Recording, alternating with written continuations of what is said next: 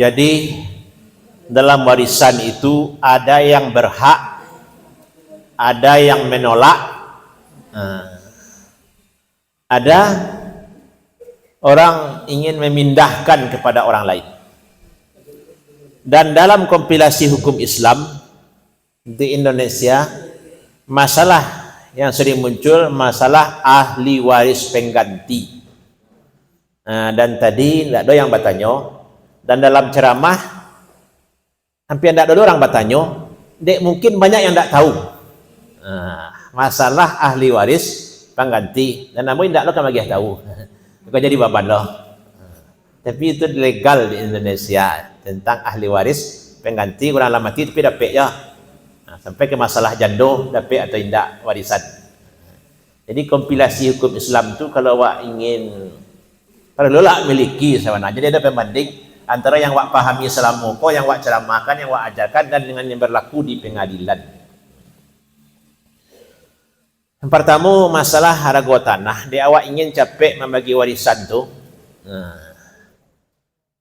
kalau jual capek harga murah, tapi kalau ditunda seketik baru Ustaz supaya harga kau mahal. Kewajiban membagi warisan itu sama aja kewajiban haji mah. Orang yang sanggup kini haruskah barangkek langsung kini? Itu kaji panjang di usul fikih. Pokoknya kewajiban alal faur, al amru taqtadi alal faur. Maka kewajiban itu harus segera dilakukan atau boleh ditunda. Ya. Kalau faraid itu boleh ditunda, sama juga haji boleh ditunda. Tapi yang terbaik itu pasti kebalikannya, harus capek alal faurnya yang bagus segera diselesaikan. Termasuk masalah tanah tadi, itu talambeknya barat itu loh lain. Bara bulan, sebulan, 2 bulan, 1 tahun, 2 tahun, dan itu kalau orang ke pengadilan dihitungnya sejak mulai berperkara di pengadilan. Sama orang yang lah mentalak 3 istrinya, dia baru mengadu ke pengadilan baru, maka dihitung cek waktunya mengadu secara administrasi seperti itu. Tapi kalau kamu ya di surau, lah 3 orang talak, yo ngakui suami, yo ngakui istri, yo lah sah tu. Dia boleh serumah lain. Tapi dia melapor baru, tentu orang pengadilan yang diakuinya jadi ada kasus orang awaknya tahu anaknya kalau kena talak 3, dia merantau Jakarta, kemudian pulang kampungnya berdua saya. Itu ragu orang kau disuruh orang lah, salah seorang ustaz pada banyak dia tanya ke Ustaz Abdul Hamdi, anak ambo kau lah talak 3 dulu pinyo pulang berdua saya. Lah ambo tanya ada weknya, lah bertanya lo kami ke orang di pengadilan agama, tak sah talak dulu tu doang, dia nak melapor. Itulah berdua saja lalu di rumah balik nak menyentuh lah resah kan. Makanya dalam hal itu masalah melapor tak melapor kau enggak ada pengaruhnya, termasuk masalah warisan kau. Karena orang pengadilan tu kalau ndak hati-hati lo membagi warisan kau, anyo pun bisa dituntut balik. Jadi jangan berang lo orang pengadilan mangal lah pengadilan model menunda-nunda nak menyelesaikan. Kalau nyonya ceroboh lo membuat keputusan kau, anyo pun bisa lo dituntut balik. Makanya orang pengadilan sesuai dengan jabatannya, SOP-nya itu yang dilakukannya. Jadi kalau masalah tanah tadi, kalau di pengadilan istihad orang pengadilan. Kalau bertanya kabuya, tunggulah tak berapa bulan-bulan itu jauh yang mungkin itu. Itu balik kawaknya lain. Masalah tanah. Kemudian masalah menolak warisan, dan itu ada terjadi pada panjang mah cepet selesai masalah. Ambo agiah salah, ambo piti sekian, yang lain ambo nak ikut campur lain. Berarti dia agiahnya dari harta itu dannya berlepas hak. Berarti waktu membagi warisan anyo dianggap ndak ada lah mati. Dan ndak ada ahli waris pengganti. Dan itu memang boleh orang menolak warisan. Dan itu tertulis biasanya. Kemudian awak berlima badan sanak, nama asuh ranggait yang paling ketik. Kemudian waktu akan membagi warisan, sabalun dibagi warisan kau, agiahlahnya dulu, hanya nama asuh mak awak dulu. Kan kira-kira seperti itu tadi. Nama asuh mak kau ragu, hanya dari mo. Kalau ragu dari mo, tentu orang saleh, cepet masuk surga. Soalnya orang kini yang banyak tu kan palimo kayu kalek, turun 5 untuk nyampe. Dan cek bagi bahasa mo, 1 lah seketik. Ini tu namanya. Jadi kalau model itulah luar biasanya lah. Yang terbaik itu adalah dibagi warisan dulu, tahu jatah awak bara, sudah tu baru agiah magiah. Andai yojo kadi tulak dari awal, ndak kadi terima dari awal tertulis. Karena mungkin awak kayo kini. Tiba dia nak awak kok susah besok. Dituntuiknya lo etik je mak tuanya, mak jatah mak. Kata banyak kejadian kini mah. Dia minta jatah, kau kadai kau selama kau sekian puluh tahun, apa ambo saya nak urus. Kini kau saya nak dapat dia apa ambonya, apa dan tuntutan seperti itu dibolehkan di pengadilan. Yang disalah lo. Suami berhak menuntut hak-hak istrinya, istri berhak menuntut hak-hak suaminya, sebagaimana ayah dan ibu boleh saling menuntut hak ayahnya dan hak ibunya, dan itu legal di pengadilan. Itu yang harus awak pahami. Nah, jadi kalau ingin magi-agiah tu atau apakah relakan, sebaiknya tertulis. Ada pertanyaan lah. Kalau tidak ada yang terkena dia boh. Rumah hendak dibagi, kan banyak tempat awak pitih, muah orang bagi. Pindah rumah tidak bagi. Kalau awak di kampung dijual pun rumah orang nak mau beli. Beda di kota. Kalau awak di kota Padang Panjang kau dijual rumah, kini dia visual lah banyak WA masuk kawak. Orang ingin beli rumah. Tapi kalau di kampung, tu rumah sengketa, rumah tu orang cakap, kadang-kadang tak boleh beli. Ada seseorangnya alumni Eropah, orang awak tu saya sabut nama ya. Hebat loh. Jadi tanah keluarganya lah banyak dijual-jual, keluarganya di kampung, laki.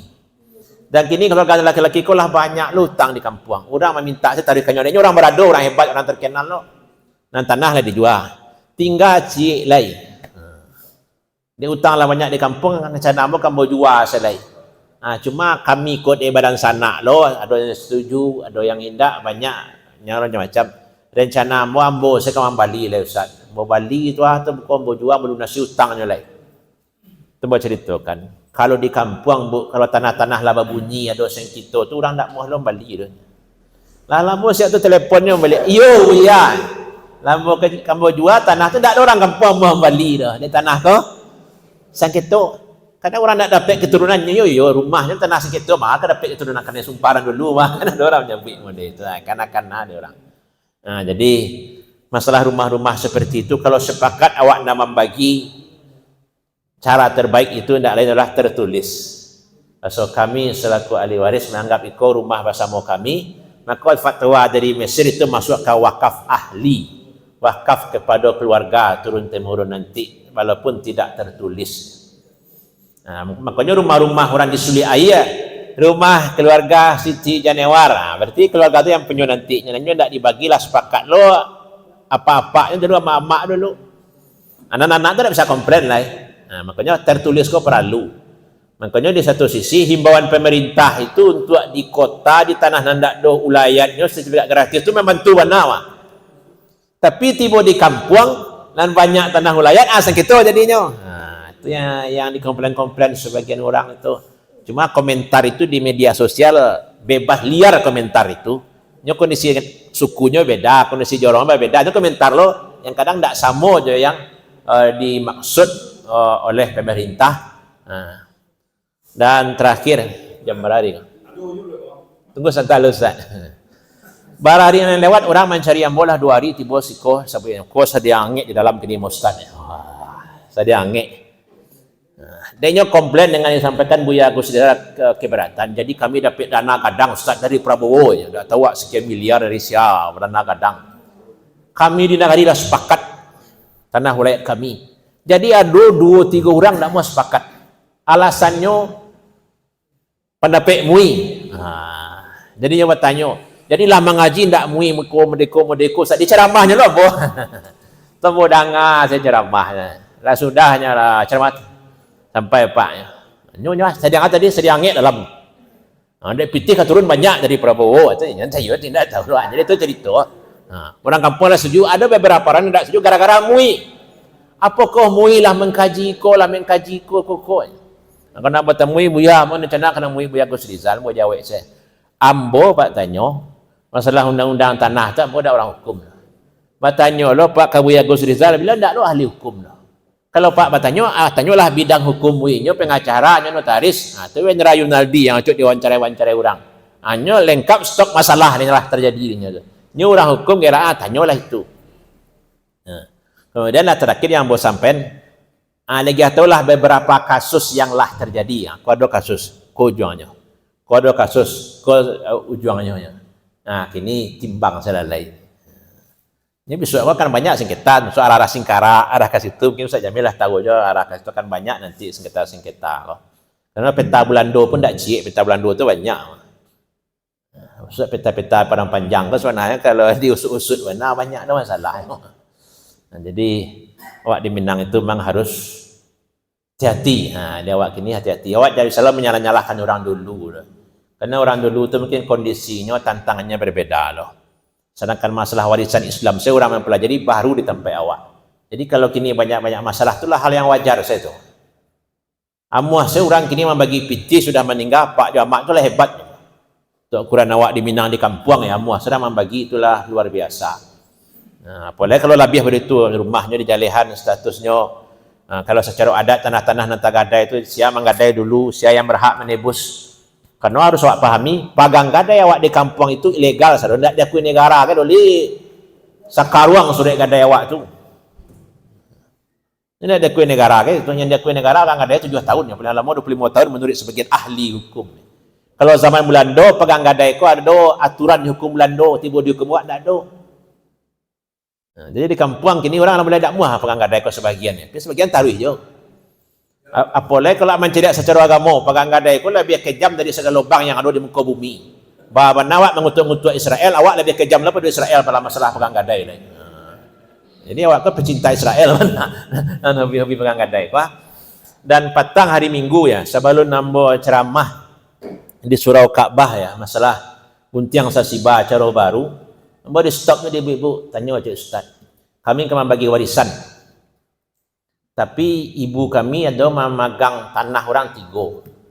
Supaya mudah membagi, kami suruhlah orang ke menebus tanah nan 3 ko aja orang jual lo ke kami tebus ni. Kok jual balik saya bau Ustaz. Ini yang bagi warisan ko kini dalam bentuk tanah orang yang dipegang oleh orang tuanya, mungkin Rp5, Rp7, ba membaginya tanah ko. You bisa dikelola, tapi orang ingin membagi pitih. Akhirnya memang sulit untuk dibagi. Jadi salah satu bahaya pegang gadai itu warisan tidak bisa dibagi. Pegang gadai di negari awak dan di negari orang loh. Kalau negari orang lain loh caranya. Kadang orang mencari referensi di internet kak. Gadai-gadai. Jadi sama lo gadai tempat awak, lo gadai tempat orang. Kalau gadai di kampung Ustaz Ade di Jawa itu memang ampe tahunnya. 7 tahun legal di negara, ampe dipegangnya mana. 3 tahun mencari solusi lah. Kalau orang awak sampai ke anak, sampai ke cucu, sampai tidak jaleh, kasihan punya tanah. Nah, jadi mencari informasi di internet itu harus paham awak dengan kondisi awak. Itu taman kuado yang lain. Kalau saya Jamil kan lah besoknya tanya mah. Apa?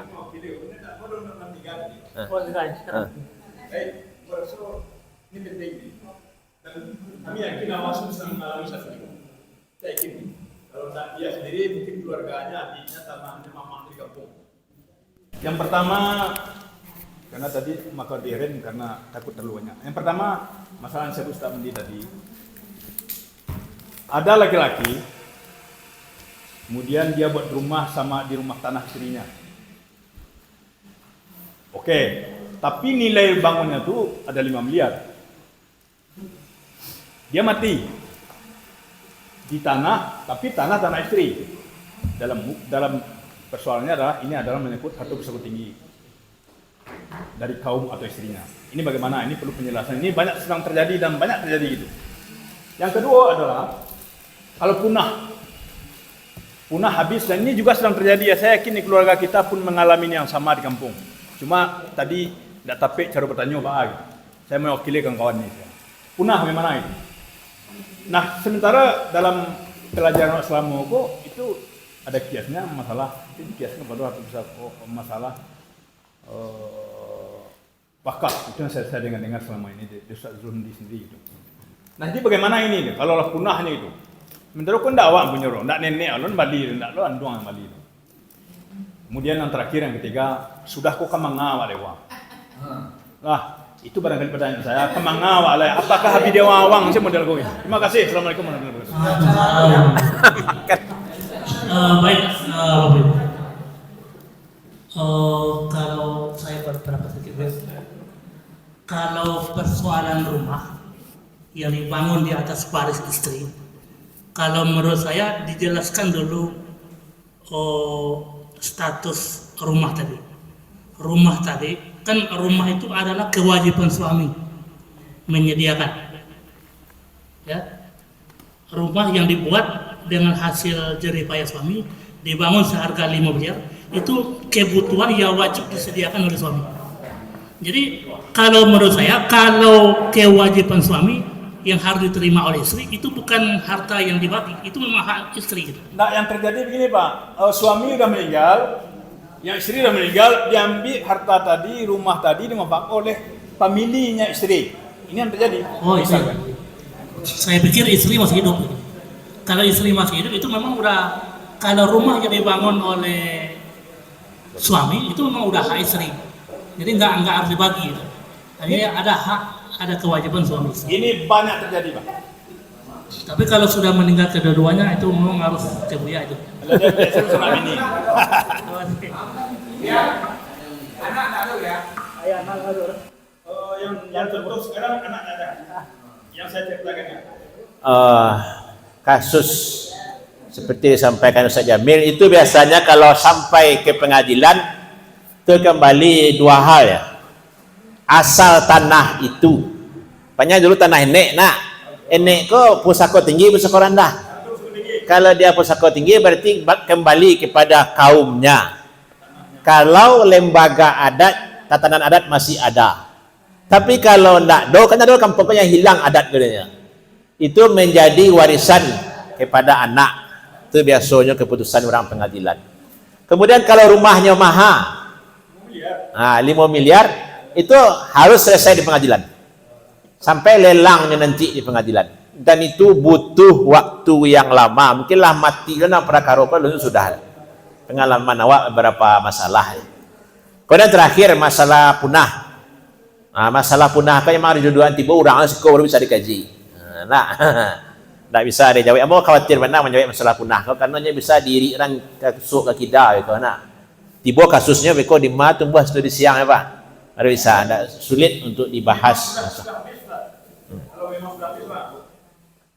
Kembali ke negara secara undang-undang, kembali ke negara, dan sudah ada kantua di Padang yang menerima harta-harta yang tidak ada hak miliknya, kembali ke negara. Dan hukum fikih tidak ada membahas masalah itu.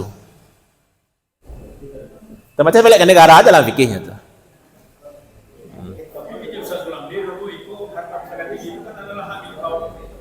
Ya.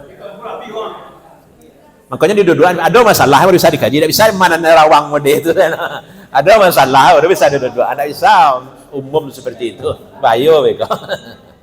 Ada masalahnya baru diselesaikan. Ya, bawa orang masalah itu kamari mau jawe. Nah, itu ada masalah.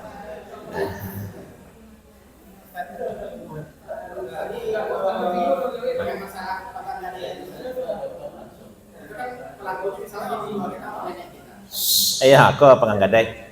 Tadi titik temu bagaimana solusinya? Kalau di keluarganya memang di keluarga yang menggadaikan memang tidak mampu untuk menebus. Di kita juga tidak paham untuk apa titik temunya untuk masalah warisan dari pegang gadai ini gimana? Gitu. Kalau nasihat ulama masalahnya pernah dibahas sih kok. Kalau keuntungan awak lah banyak dari pegang gadai itu lama lebih piti dipinjamnya minjam cek rupiah. Untung awak ada 10 rupiah. Agi hasilnya tanah tu tanya walai. Belia. Itu satu. Ini solusinya banyak. Dan solusi pegang gadai itu harus kedua belah pihak, tidak bisa sepihak. Yang kedua dijual tanah tu. Barang lebihnya itulah punya awak dari hutang tadi. Dan kini yang terjadi karena harga ameh maha, gadai ikolah melebihi harga tanah. Dan iko kasus ada terjadi, nyo tak ada 100 rupiah ameh, berarti pitihnya 2 miliar. Jadi kalau Pak ingin menebus rancak mana mah nyurang. Walaupun sureknya kalau nak tertebus lah jadi 2 bali sebenarnya. Tapi dia ada niat Pak ingin menebus ini rancak mana mah nyurang. Tebuslah. Payah ambo haji umrah labiahnya ambo bangun ambo saji tiap negari kuai. Akhirnya nya mundur selai. Dia kadang surek harga gadai tidak seimbang dengan harga tanah. Mungkinnya menggadai dulu waktu ameh murah. 10 rupiah ameh itu murah, 50. Kironya kini harga ameh sedang mahal. Makanya kami tidak kami nebus, rugi di kali tebus tu. Amehnya sekian dari hasilnya ya seimbang gitu. Kemudian setelah ditebus, siapa yang berhak itu menimbulkan masalah lah walia. Nya nak menggadai neknya ditebus oleh cucunya. Yang punya tanah tentu tidak cucu dah. Itu amak-amak dari cucu nombor 5 tadi yang ikut menebusnya. Kecuali sepakat tebus pakailah, tapi jadi hak milik enggak. Dan kini taragak membuat sertifikat tanah, timbul masalah. Dan itu terjadi teman, dekat-dekat sikot ada kejadian yang mirip itu. Boleh gadai dipindah ke orang lain kan. Ya itulah, jadi masalah memang banyak di daerah awak. Yang penting ku anfusakum wa ahlikum nara. Selesai masalah tu baru Ustaz Gustiar. Selesai acara aku balai. Ya. Jadi kalau ceramah besok acok-acok perkara warisan atau perkara rezeki yang halal. Perbanyak ceramah masalah tu. Boleh tadi kata Pak Kabin, ada nanti grupnya. Kalau ada masalah-masalah yang tak selesai, bisa ditanya ke grup tu. Lunjo selesai, bisa bertanya kalim Darul Ifta ke Mesir. Jadi masalah rumah-rumah warisan yang tak dibagi itu lah sampai ke Darul Ifta ke Mesir yang bertanya tu kan. Dan ada perantara awak Ustaz Ahmad Budiman, beliau dulu didikan di lembaga fatwa di Mesir, jadi bisa bertanya lewat beliau. Dan beliau bisa menyambung ke Mesir. Jadi dalam masalah warisan, nambah coba konsultasi kepada beliau ya untuk ditanya ke seh-seh di Mesir. Kadang jawapan awak tu sama juga seh di Mesir, cuma lebih percaya orang kau seh Mesir lah kau. Ketua mui barang panjang itu tak sama hasilnya. Terima kasih. Itu awak kan awak kebetulan awak menyadir. Aduh jolah awak kedua awak. Selama kapan punya kita ada pertemuan berkala menyangkut banyak hal. Terima kasih. Baik, terima kasih. Selanjutnya izin saya bertanya. Ya. Iya. Cuma satu. Masih ada waktu. Ada apa lagi? Jadi gini ya, suami istri ini PNS keduanya, PNS. Kemudian suami ini menggandakan SK-nya membangun rumah. Rumah itu ditempati oleh keluarga tersebut, ya kan? Kemudian suaminya meninggal. Nah, apakah rumah itu dibagi menurut waris atau memang rumah itu udah punya istrinya sebagai nafkah? Karena sandang pangan papan kan kewajiban suami yang menyediakan. Papan itu adalah rumah yang nyaman kepada kita. Itu kan kewajiban suami. Nah ini banyak ditemui di masyarakat. Itu Bu ya, itu ya Bu.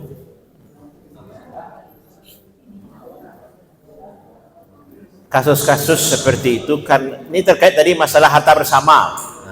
Terkait dengan masalah itu. Karena kebiasaan awak harta suami, harta istri itu tidak dipisah. Otomatis rumah pun milik bersama walaupun yang berhutang itu atas nama suami. Karena tidak dibagi. Tapi kalau awak bantu orang Arab, kewajiban tu sado-sadonya ada pada suami. Kalau cerai nanti hanya keluar dari rumah atau rumah diagihnya untuk istrinya. Termasuk Usamah bin Laden. Bin Laden tu kan istri 23 tu. Istri kakeknya. Bahkan memulangkan jamaah haji Indonesia mampu Bin Laden tu. Waktu peristiwa haji dulu kakek dari Usamah tu. Istrinya yang banyak tadi selama tidak menikah di orang lain, sampai tinggalnya tetap di komplek Bin Laden. Seluruh kebutuhannya itu dipenuhi. Tapi kalau yang menikah aja laki-laki lain harus keluar dari komplek Bin Laden, kecuali hak untuk anak-anaknya lain. Seperti itu kakek Usamah tu. Tidak Usamahnya lah, tapi kakeknya ya. Itu kan di Saudi orang kaya itu kan 3. Raja, Bin Daud, Bin Laden. Itu orang kaya di Saudi itu. Makanya para anak tadi istrinya 23, anaknya 50 anak salah. Termasuk petang imam Islamic guru Masjid Nabawi yang kamari itu, yang bulan madu juga istri yang ketiga tu kamari. Nah, kelas tak kestian. Iya. Terima kasih. Umur 19 tambah lah dekat tua.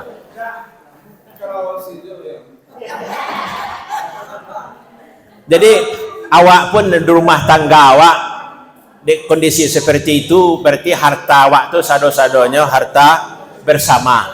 Kalau ingin awak memisahkan, itu harus hitam di atas putih.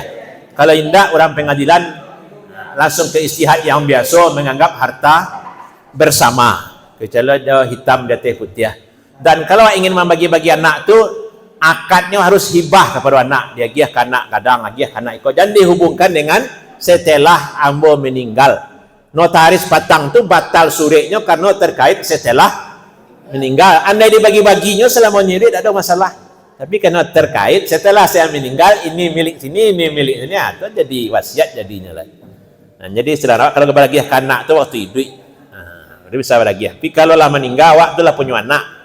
Termasuk wasiat orang tua tadi tidak sadonya harus dilaksanakan. Terima kasih.